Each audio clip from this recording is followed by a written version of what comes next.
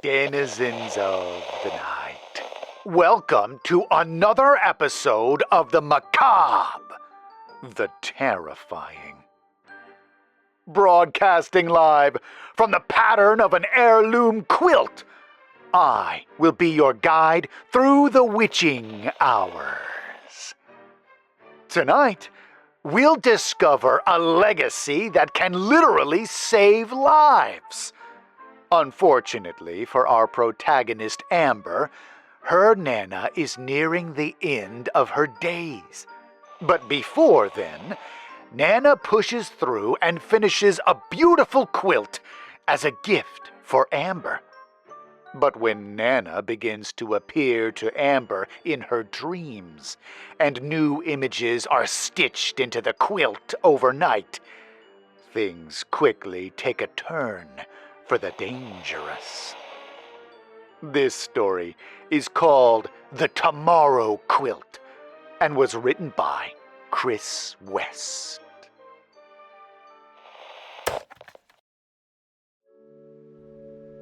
I finished it yesterday, she told me, her breath shallow, her voice weak. I wanted to finish it before things got worse. My grandma was dying. It wasn't unexpected. She was 91, and her health had been failing her for a year or so. We all knew it was a matter of time. Some of us hoped it'd come sooner rather than later because she seemed to be in pain, especially in the last few weeks.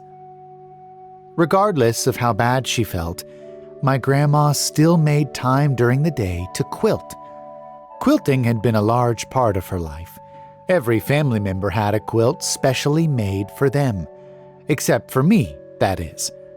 However, she had told me last year after her diagnosis that she was finally going to make me one. I haven't been ignoring you, little duck, she said softly. She's called me little duck since I was born. She's the only person I allow to call me that. I was waiting for the right time to start. Nana, you don't have to do that, I said. Focus on getting better. She laughed. There is no getting better at 91, Amber. I've lived a good life. I've been blessed with a loving family. I couldn't have asked for more. I owe you a quilt, and it'll be unlike any I've ever made before.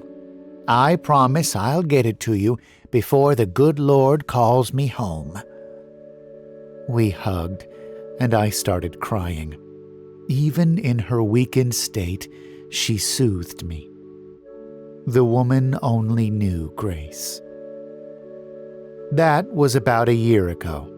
Now, with her body frail and her hands trembling, she handed me the quilt. My eyes got weepy, and I held her as tight as I could without hurting her. She whispered into my ear that she loved me and hoped I liked the blanket. I nodded and tried to speak, but the words drowned in the tears that came falling. I held her until my body ached. Her love radiated through me. Promise me, she said between breaths, that you'll keep it close. I will, I finally choked out. She smiled. Then I can rest easy. 2 days later, the Lord called her home. The following week was a whirlwind. I helped my mom plan a funeral, set up a wake, and go through Grandma's things. It was the most challenging week of my life. My mom and I were a mess for most of the time. That said, when the rubber met the road and we needed to be ready for the rest of the family, we turned down our sadness and handled our business. I like to think Nana would have appreciated our fortitude in those moments. During the service and wake, we met many of Nana's friends, and they all had such lovely things to say about her. I heard stories I'd never heard about her. It turns out she was a bit of a badass and a rebel in her younger days, not afraid to ruffle some feathers. The thought of Nana as a rogue thug made me smile. Even better than tales of her badassery, so many people showed us photos of the fantastic quilts my grandma had made for them over the years. The works were stunning. Most quilts you've probably seen follow a set pattern. Those can be amazing, but they aren't what my grandma made.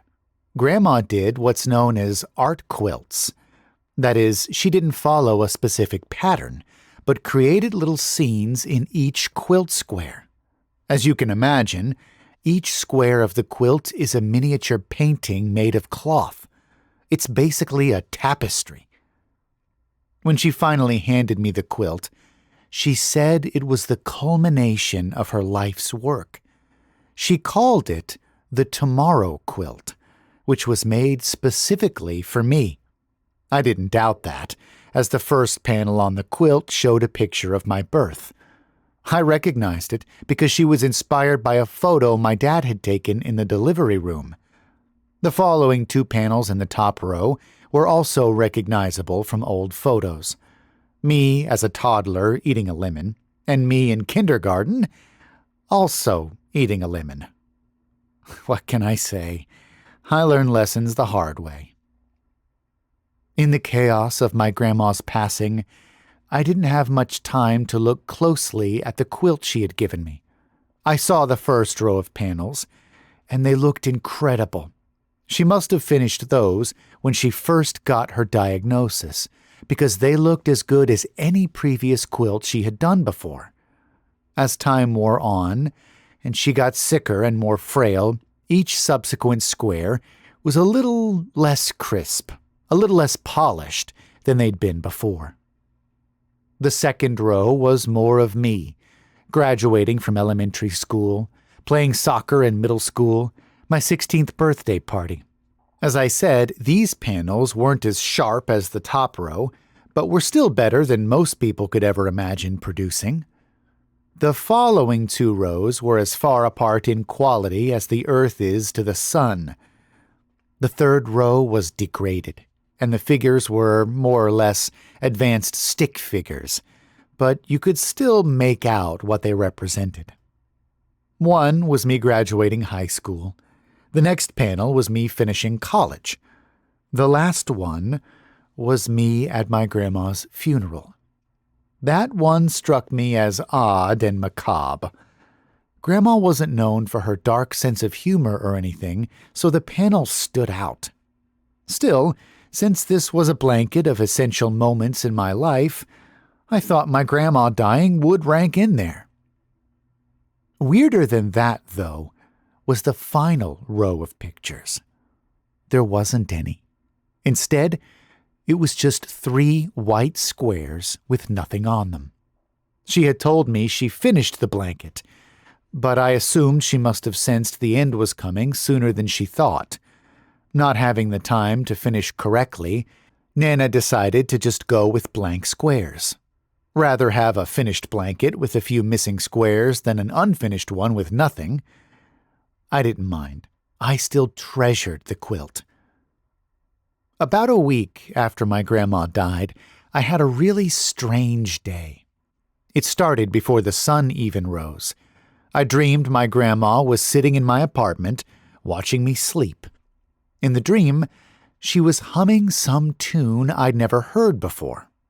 In my dream, I woke up and we shared a look.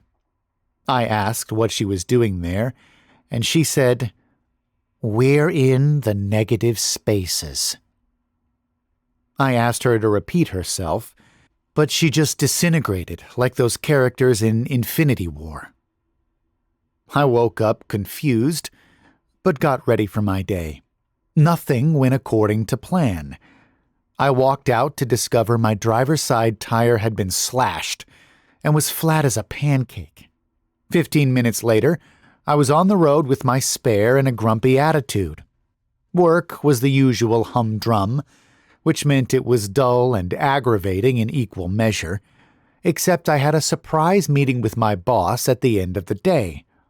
They mentioned I had taken off a few days recently and were worried it was a pattern.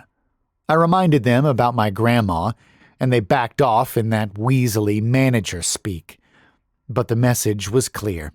No more time to grieve.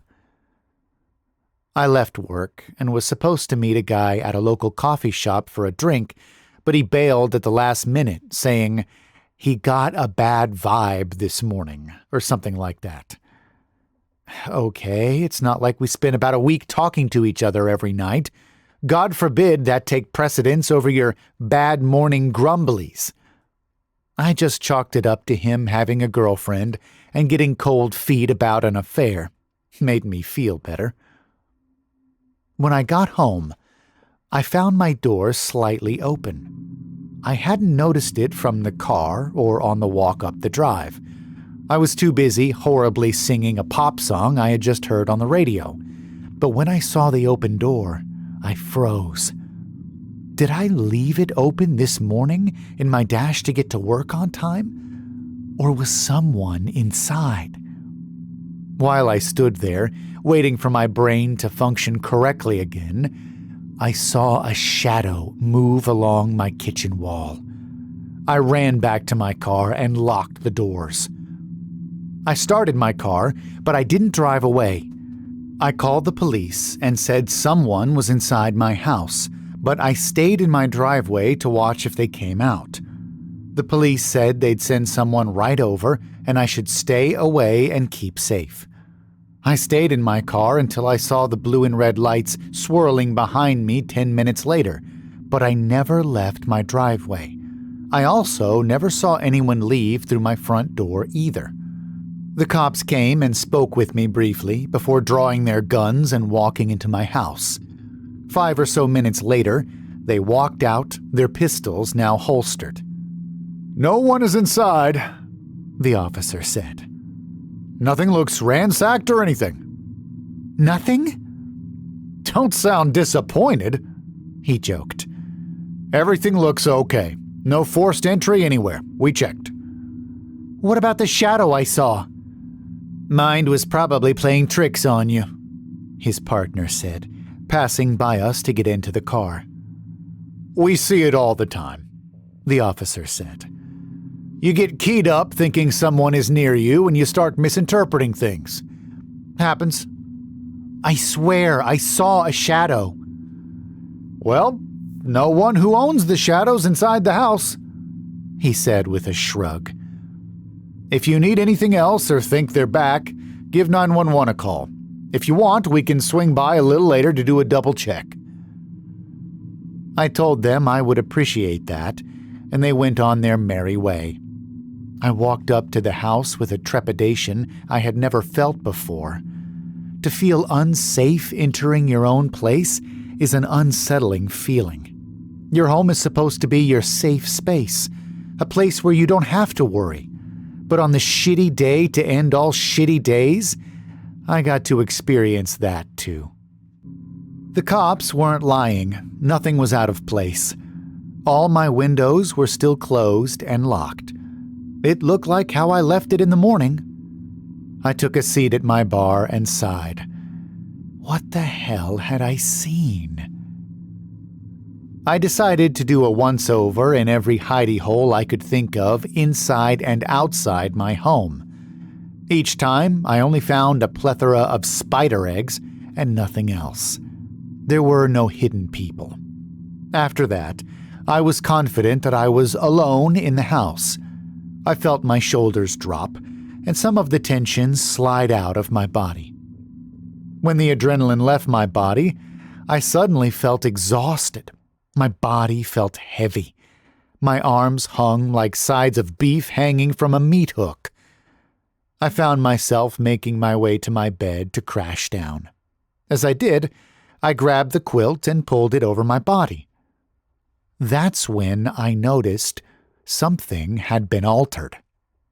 One of the blank squares on the quilt was suddenly filled in with a picture. I nearly choked on the water I was drinking when I noticed it. I threw the blanket off me like it was cursed and watched it for a few minutes to ensure it didn't start moving. But as it remained on the floor where I threw it, I felt okay to touch it again.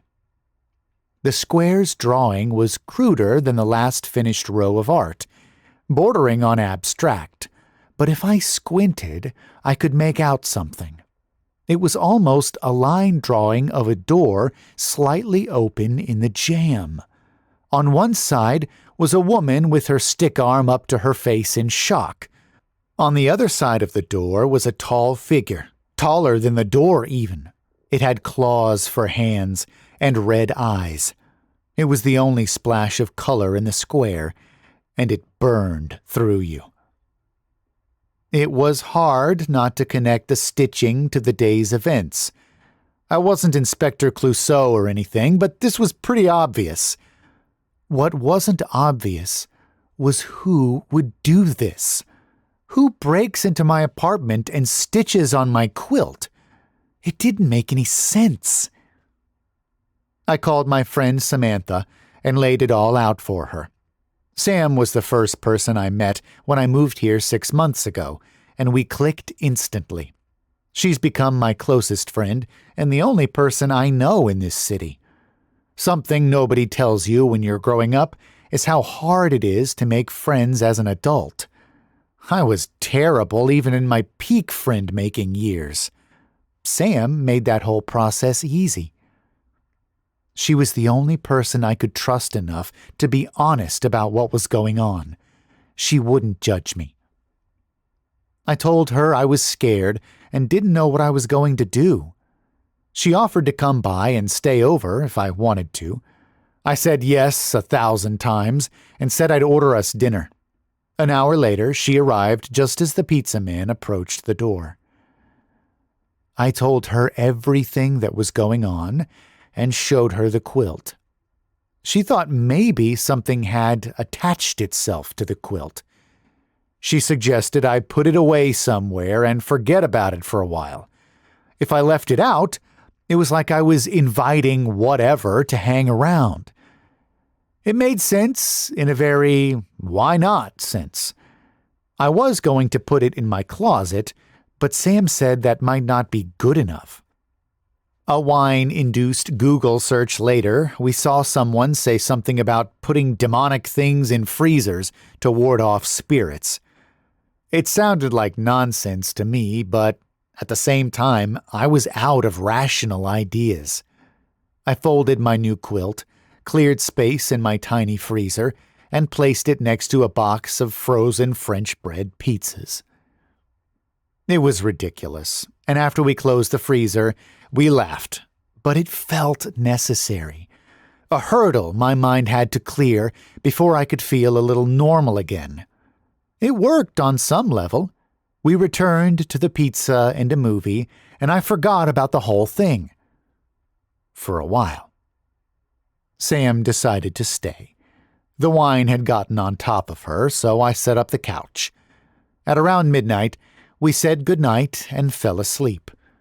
I thought I might have trouble falling asleep, all things considered, but I drifted off to sleep without incident. Or so I thought.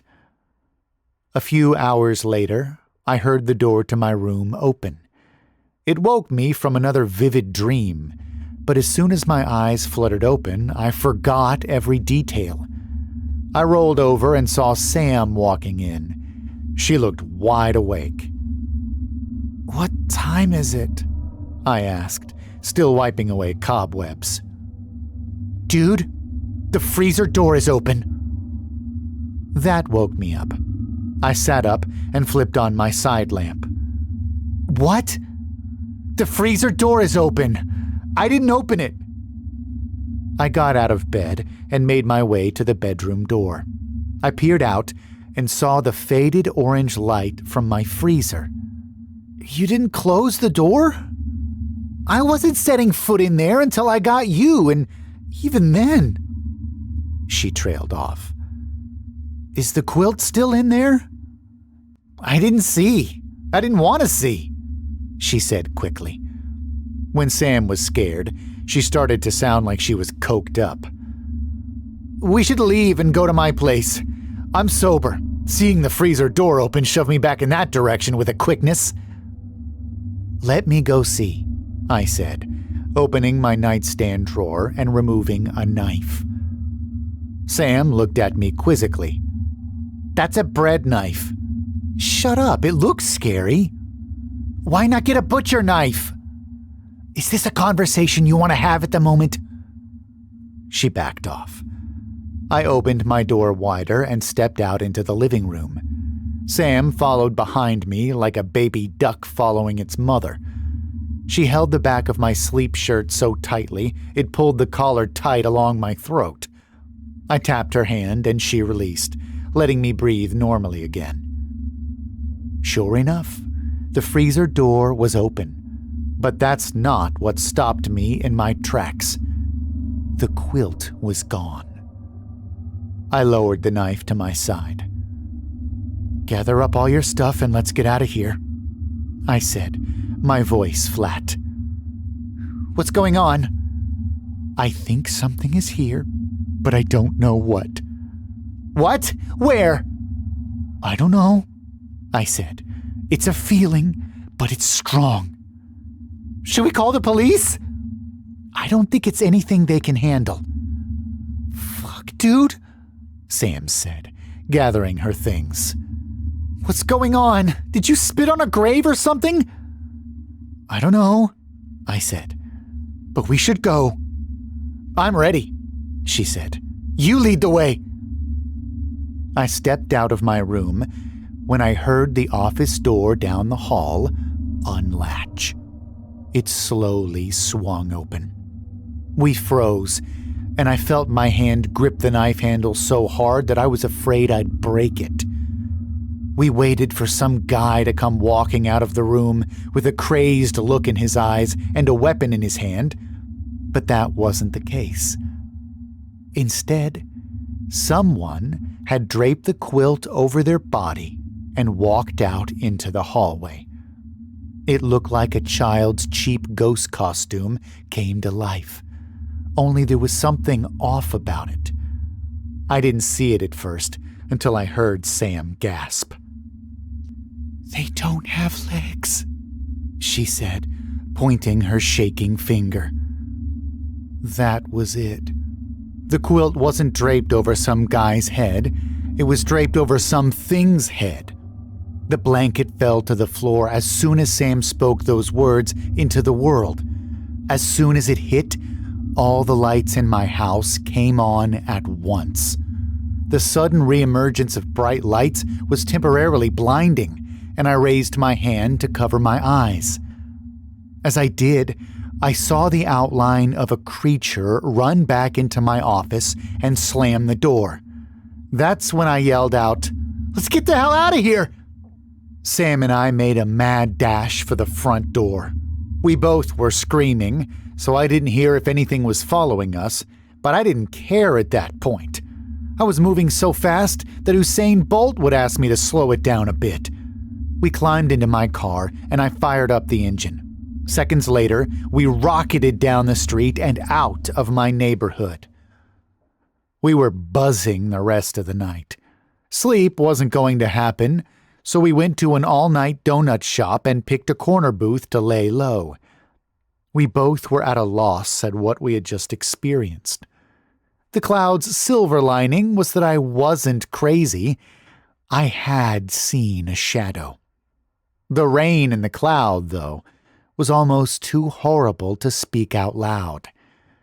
Either my grandma had been a demon or knew a demon, maybe? If not demonic, perhaps something worse? I shuddered to even imagine what that might be. Somehow it was connected to my quilt. We threw a bunch of different ideas at the wall, but nothing stuck. We both called into work and decided to head back to my place. We waited until the sun was well in the sky, believing the rays would keep whatever at bay. It was nonsense. But what is faith if not belief in nonsense? While we were eager to get answers, we had a hard time getting going. We finally ran out of excuses and decided to head back over. I wanted to grab a crucifix, but we didn't have one. Thankfully, a nearby truck stop yielded one, and I put it in my front pocket like a sheriff holstering his weapon. The house was silent when we arrived. I walked in first, the cross held out in front of me like we were some sort of Van Helsing SWAT team breaching a vampire's lair. But to our surprise, nothing was waiting on the other side of the door. Sam and I went through the house, inspecting it as we went along. Again, there was nothing out of place. We turned the corner where the quilt had been dropped. It was still there, beckoning me to check it out. Beyond it lay the still-closed door of the office where the figure had retreated. I wanted to check the office, but needed to give the quilt a once-over first. Last time something weird happened, one of the blank squares transformed. I wondered if it happened again. "Well, at least the ghost keeps it tidy in here," Sam said, trying to lighten the mood. "Maybe I'll hire them to clean up once a month if they're not, trying to kill me," I said, inching toward the quilt. "Maybe you shouldn't touch that," Sam said. "In case, it's cursed." "I already feel cursed. What's this going to add?" I picked up the quilt and examined the 2 remaining blank squares. One of them was now filled in. I showed Sam, who looked confused. "Is that a sheep?" It was, or kind of was. It was stitched like a 5-year-old drew it in kindergarten, but you could make it out. However, this sheep had red eyes, like the other guy in the panel. 2 stick women were standing next to this thing. "Is that you and I?" I asked. "Why am I standing next to the sheep?" Sam asked, confirming my suspicions. "I was the one who ran away first." "Nana?" I said out loud. "Are you here?" Not surprisingly, no one responded. "I'm going to go into the office," I said. "You sure?" "No," I said, "but I'm going to go anyway." I walked down the hall with the cross in front of me. My hands shook, but I kept moving. I stopped in front of the door, sighed, and twisted the handle open. It creaked as it opened wide to reveal my office. "What the hell?" I said, dropping the cross. The room was immaculate except for a piece of paper on the floor. There was a handwritten note scrawled across the page in shaky handwriting. It simply read, "We hide in the negative spaces." It was what my grandma had said in my dream. Below it was the drawing of a small duck. Sam came in and saw the note. "What does that mean?" "I think the ghost is my grandma," I said. "She said that to me in my dream the other night." "What does it mean?" "I don't know," I said. "I thought maybe that it was a hopeful message, like, I'm never gone, but I'm just out of sight, but now I don't know." "Why is there a picture of a duck?" Sam asked. I ignored her. "You think it's a warning?" "Why would your grandma warn you?" "Maybe there's something I'm missing? I don't know. The picture in the quilt shows the creature dressed as a sheep. A wolf in sheep's clothing? Have you pissed anyone off lately?" "I've been too sad to be angry." "Maybe it's about an ex. Or maybe Grandma wasn't as nice as you thought?" That stopped me. Everything I knew and heard about Grandma was that she was a wonderful woman, but that doesn't mean it's the whole story of her life. I heard tales of her badassery at the wake. Maybe part of that was devil worship? You always hear about people who die, and their families discover they were secret gamblers or had a franchise family in another town. Could Grandma have been one of those people? No. No way. Why would she take it out on me? How would she write a note from beyond the grave? We're all just flinging stuff at the wall at this point. Sam wasn't wrong, but something in my gut told me I was onto something. I didn't understand how Grandma wrote notes or altered quilts, but I knew it was her.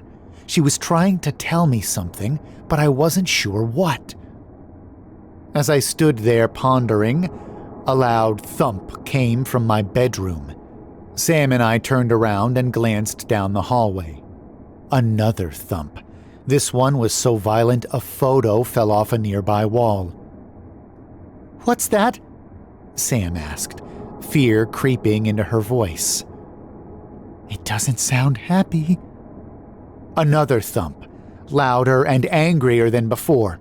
I took a step toward it, but Sam stopped me. "What are you doing?" "We can't be afraid," I said. "The hell we can't?" she fired back. "I gotta see what it is. I can't get rid of it if I don't know what it is." "You can move," she said. "Or hell, stay with me for now. You don't need to mess with it." I took another step down my hall, and Sam grabbed my shoulder. "Hey, I'm serious here." "I know, but this thing isn't going to go away if I don't do something." "Ugh, you're so stubborn," she said. "I'll go with you." I wasn't arguing. I didn't know what was stomping around in my room, but I was glad to have a wingman. We made our way down the hall in the opposite direction, watching my bedroom door like it was the series finale of my favorite show. If anything came out, we'd run. We didn't discuss this. I just knew. We were about halfway there when the door to my bedroom unlatched and creaked open. We froze, but didn't run. There was another thump against the wall, and another picture fell. This was one of Sam and me drinking chiladas at a block party right before the pandemic. It was shattered to pieces now. "Samantha." A deep, low-toned, rolling voice said. It seemed to be coming from my bedroom. Sam and I looked at each other. Fear was splashed across her face. She opened her mouth to speak, but nothing came out. She took a step back, unsure of what to do. "Why are you here, Samantha?" "What the hell?" Sam said, her voice finally breaking through. "What the hell is that? Why does it know my name?" My bedroom door slammed shut, opened quickly, and slammed shut again. We both yelped and retreated into the office. I closed the door and looked at Sam. She was panicking. Hell, I was panicking, but I was trying to hold things together. We gotta call someone or something," she said. "Who? What would we even look up to solve this?" I asked. "I don't know any priests, and the Ghostbusters aren't real." "Is this your grandma?" "I don't think so." "Then how did it know my name?" There was a knock on the door. We didn't say anything, but the voice in the hallway did. "Samantha, what are you hiding?" I've got to... There was a boom from outside my window, and all the power blinked out. I looked over at Sam. She was gone. I frantically searched around the office, but didn't see a trace of her. Whatever had been calling for her had somehow taken her. I opened the office door and stared out into the hallway. There was nothing there, but the door to my bedroom was opened. It had been closed. That's when I heard Sam yelling from inside my room. She was freaking out and screaming for help. I took off in a sprint, but the power turned off as I did. I slowed my pace, but was caught totally off guard when something jumped up on me from the left side and sent me crashing to the floor. It took a second for me to realize it was the quilt. I tried kicking it off, but it was holding me down, keeping me totally covered. I tried to scream, but found as soon as I opened my mouth, fabric rushed in to dampen the scream. I heard my bedroom door slam shut. Sam was screaming for help, and I couldn't move. I tried punching the quilt off me, but it felt like someone was lying on top, pressing it down. I kicked and punched as best I could, but nothing would budge. Then, the house got completely silent. No more thumping, no more screaming, no more anything. It was like someone had muted my life. The quilt went slack. I kicked it off and rolled out from under it. I stood and ripped open my bedroom door. It was empty. Sam was nowhere to be seen. I felt tears stinging my eyes and then rolling down my cheeks. I started ransacking my room, trying to find any evidence of where she might have gone. My heart was beating so hard and fast that local DJs could sample it for an amazing drum and bass track. I stopped and stared at my messed up room. Sam was gone. No, I said, my mind reeling. I brought her into this. This is my fault. Then I heard her yell for help. It was coming back from the office. I ran around my bed, ripped open the door, and was ready to sprint down the hall, but stopped dead in my tracks. The quilt had been laid out before me.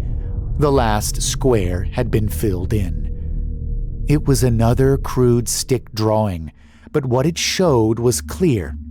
It was me, lying on the ground outside the office door with X's on my eyes.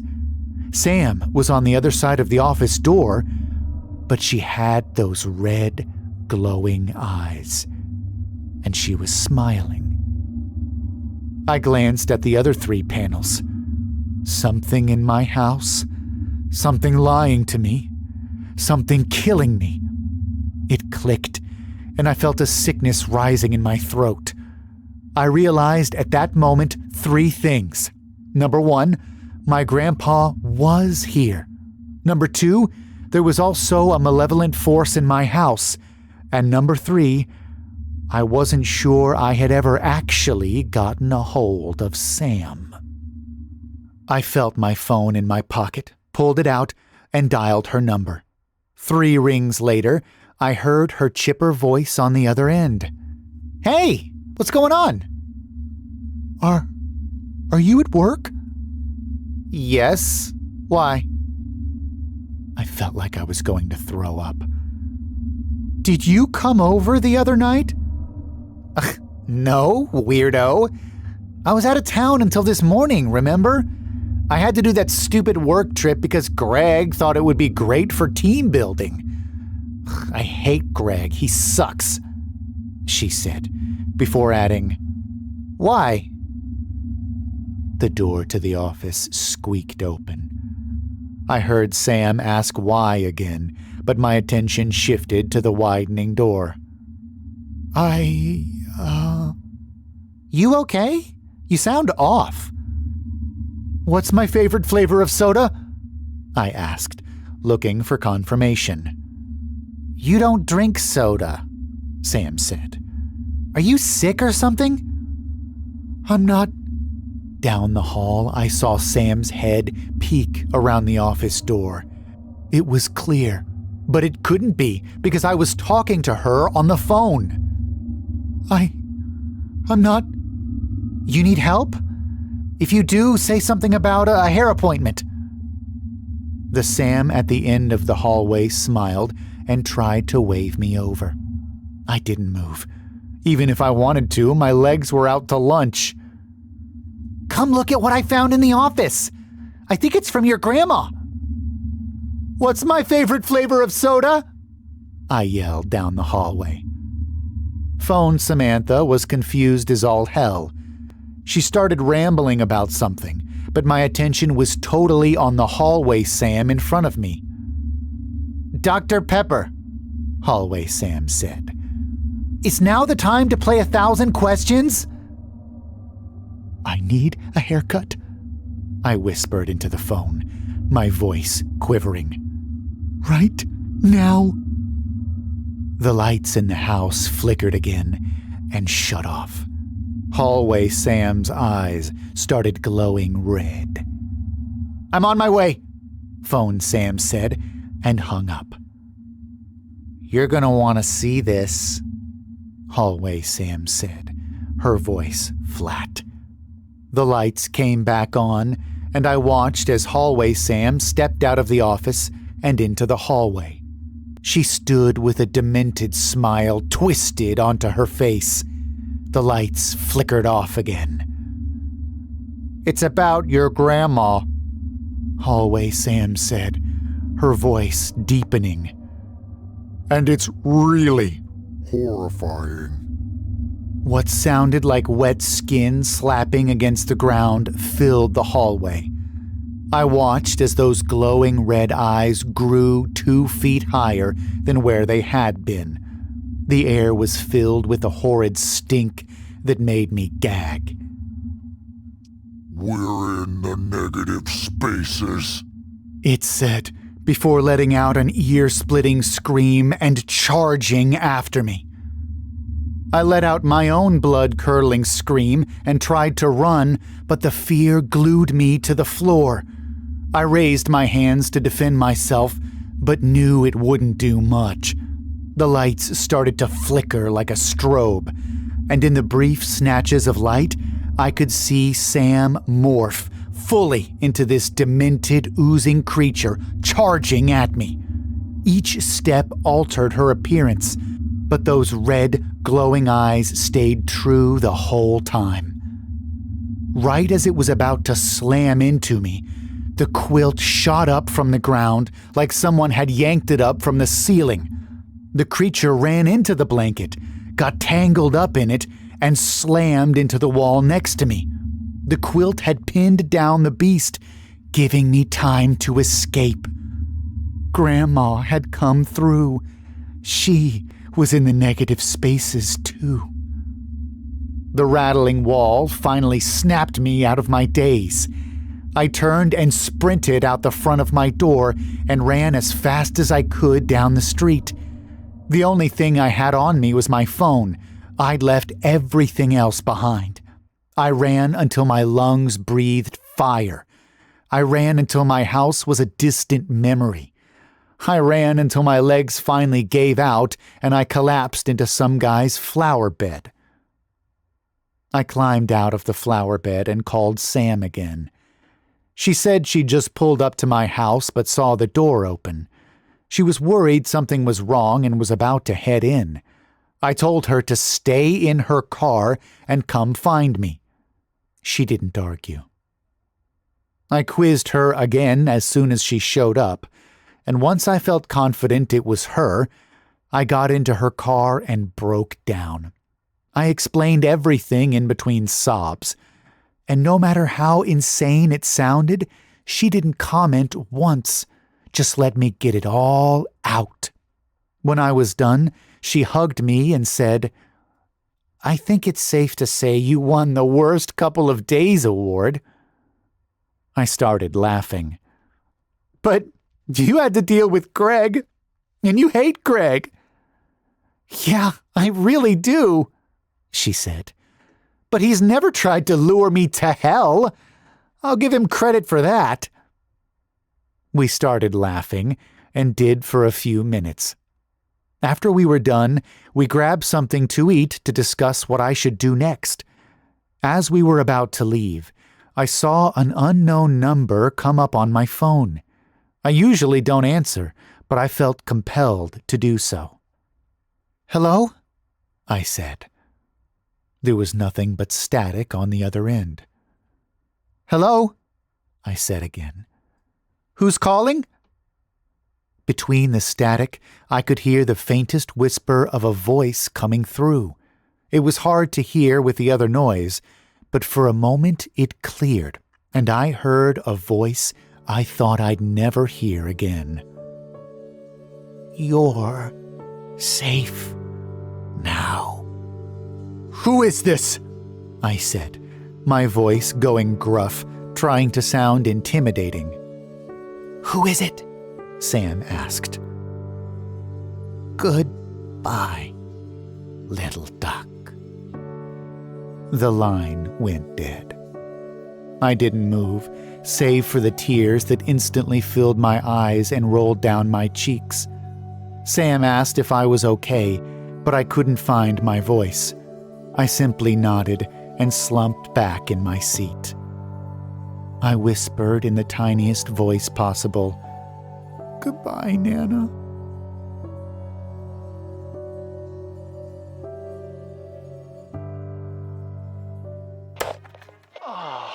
Little duck. My eyes appear to have misted over. In the beginning, I trusted Samantha and was suspicious of Grandma, but by the end, I had flipped my opinion. Evil in disguise as a loved one or friend is a reoccurring theme throughout horror, isn't it? At the core of the fear is a violation of trust.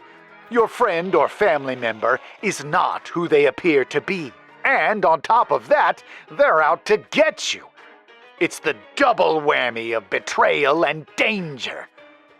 Possession stories handle this exceptionally well, especially if the evil force only takes over some of the time.